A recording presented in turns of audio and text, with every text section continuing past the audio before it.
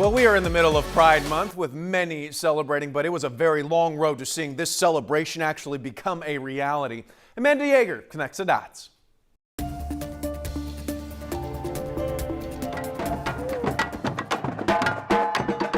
What is now a collection of parades, parties, and concerts began with a clash between the LGBTQ community and New York police.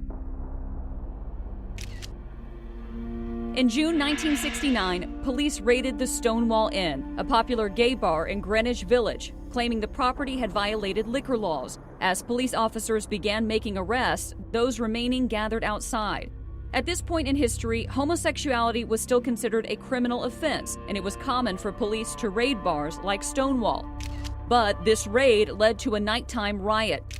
Over the next 6 days, thousands took to the streets in protest. In 1970, on the first anniversary of the police raid at Stonewall, activists organized the Christopher Street Liberation Day March, the start of the city's first Gay Pride Week. Fast forward to 1999, then President Bill Clinton became the first to issue an executive order, recognizing June as Pride Month. And that's connecting the dots. All right, we also have the full story of Houston's Montrose neighborhood, nicknamed Gayborhood, on KHOU.com.